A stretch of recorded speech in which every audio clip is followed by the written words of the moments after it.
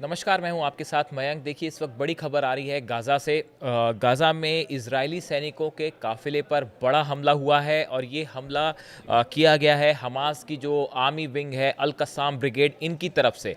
और इस हमले में जो अभी तक खबरें आ रही हैं, 7 इजरायली सैनिकों की मौत हो गई है और कई सैनिक घायल हो गए हैं। देखिए, ये बताया जा रहा है कि ये हमला जो है वो खान यूनिस इलाके के आसपास हुआ है। सदर्न गाज़ा में ये हमला हुआ है और जैसा कि रिपोर्ट में कहा गया है कि 7 soldiers were killed during fighting in the southern Gaza strip after an armed vehicle they were in was hit by an explosive device on Tuesday. देखिए, आईडीएफ की तरफ से जो बयान जारी किया गया है उसमें बताया है कि सदर्न गाजा में एक आर्मी का व्हीकल जो जा रहा था, इसको हमास की जो आर्मी विंग है, अल कसाम ब्रिगेड, इनकी तरफ से हिट किया गया और उस धमाके में ये जो गाड़ी है ये पूरी तरह से तबाह हो गई। ये काफिला जो था वो तबाह हो गया, जिसमें 7 जो है सैनिकों की मौत हुई है। इन सब के नाम भी आईडीएफ की तरफ से जारी किए गए हैं।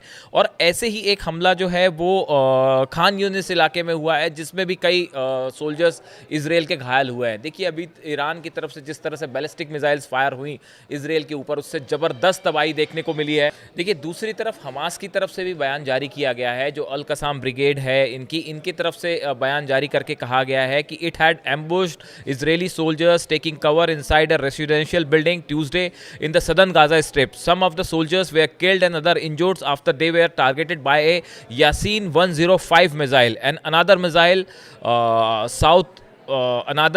South Khan Yunis. ये हमास की तरफ से बयान दिया गया है कि इनकी तरफ से जो है वो यासीन 105 मिसाइल फायर की गई और इसके हमले में जो है इजरायली सैनिकों की मौत हुई है। हालांकि आईडीएफ का जो वर्जन है और जो हमास का वर्जन है, इसमें थोड़ा सा अंतर है। आईडीएफ का कहना है कि उनके व्हीकल को हिट किया गया, जबकि हमास की तरफ से कहा गया है कि ये इजरायली सोल्जर्स थे जिनके साथ बैटल हो रहा था। इन्होंने एम्बुश लगाया हुआ था और एक बिल्डिंग की आड़ लेने की कोशिश की सैनिकों ने और उस पर हमला किया और उसमें ये सोल्जर्स मारे गए। देखिए, जिस तरह से ईरान ने हाल ही में हमले किए जो इजराइल के ऊपर, हमने देखा ज़बरदस्त तबाही देखने को मिली। तेल अवीव में, हाइफा में, अशदोद में, कई शहर इजराइल के जो है वहाँ पे कई इमारतें जो है खंडरों में बदल गई। उसके बाद अब जब ये सीज़ फायर हुआ है तो सीज़ फायर के बाद अब वापस फोकस गजा पे हो गया है। और देखिए, अभी जिस तरह की खबरें आ रही हैं, एक तो खबर कल की है जिसमें बताया जा रहा है कि पैलेस्टीनियंस जो है, फ़िलिस्तीनी नागरिक जो है, एक फूड सेंटर के पास खाना लेने के लिए आगे बढ़ रहे थे और इस दौरान जो आरोप लगे हैं कि इजरायली सेना ने ड्रोन से और मशीन गन से उन पर हमले कर दिए और उसमें 44 फ़िलिस्तीनी नागरिकों की मौत हो गई है। तो ये इस तरह के आरोप लगे हैं इजराइल के ऊपर। गज़ा में देखिए, अब तक जो है वो 56,000 से ज़्यादा फ़िलिस्तीनियों की मौत हुई है और ये नागरिक हैं जिनका किसी तरह से इनका नागरिकों का ना हमास से कोई संबंध था, ना अल कसाम ब्रिगेड से कोई संबंध था। ये वो नागरिक हैं जो इस युद्ध में पिस गए हैं बेचारे। अब देखिए, कुल मिला के कहानी ये है कि अब जब ईरान के साथ सीज़ फायर हुआ है तो अब फोकस वापस गज़ा की तरफ जा रहा है। जो आईडीएफ के चीफ हैं इयाल ज़मीर, इनकी तरफ से कहा गया है कि focus would now shift back to Gaza, कि अब फोकस फिर से गजा की तरफ शिफ्ट हो जाएगा। अब देखिए, अब वहाँ पे समस्या जो इजरायली फोर्सेस के आगे है, जो बंधक है 49 बंधक है बताए जा रहे हैं, उसमें से करीब 28 की जो है मौत हो चुकी है, बाकी जिंदा है, उनकी डेड बॉडीज़ हैं जो उनके पास हैं, मर चुके हैं।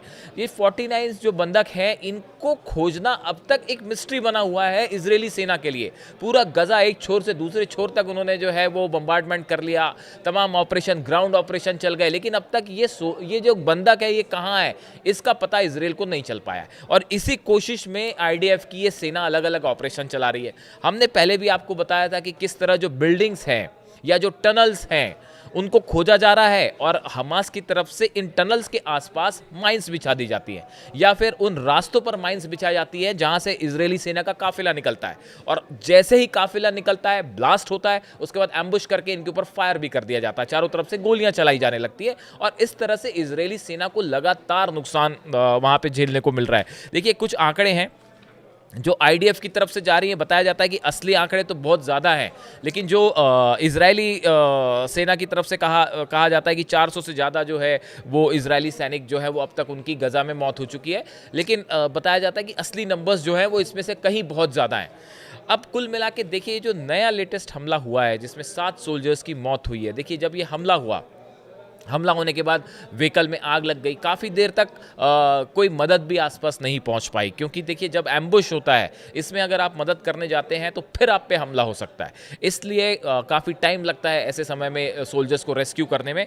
कुल मिला के हकीकत ये है कि गज़ा में अभी भी इजरायली सेना को कड़ी चुनौती हमास से मिल रही है, और युद्ध के दौरान भी हमने इस तरह से देखा कि गज़ा में जो है, गज़ा से हमास के ज़रिए काफ़ी रॉकेट्स भी इसराइल के ऊपर फायर किए गए। यानी कुल मिला के देखिए इतना लंबे समय से इसराइल का ऑपरेशन चल रहा है, लेकिन उसके बाद भी अब भी अल-कसाम ब्रिगेड जो है वो बड़ी चुनौती इसराइल के लिए बना हुआ है। और लेटेस्ट ये हमला है, अब इसके बाद देखना है कि किस तरह का जवाब जो है वो इसराइल की तरफ से दिया जाता है।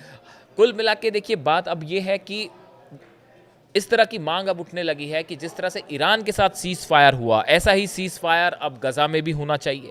नेतन्याहू जो है उनको हमास के साथ बात करनी चाहिए, उन शर्तों पे एग्री होना चाहिए और एक सॉल्यूशन निकलना चाहिए, जिस तरह से ईरान के साथ एक सीज़ फायर की बात सामने आ रही है। देखिए गज़ा में बहुत सारे बच्चे ऐसे हैं, बहुत सारे लोग ऐसे हैं जिनके पास किसी तरह का खाना पानी कुछ नहीं पहुंच पा रहा है, वो बहुत तकलीफ़ में है।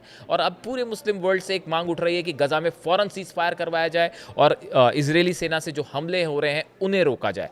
दूसरी तरफ हमास और अल-कसाम ब्रिगेड ने कहा है कि अगर इजरायली सेना अपना ऑपरेशन नहीं रोकती है तो इस तरह के हमले लगातार जारी रहेंगे। अब गज़ा से जो भी नई इन्फॉर्मेशन आती है हम आप तक पहुँचाएंगे। Thank you so much.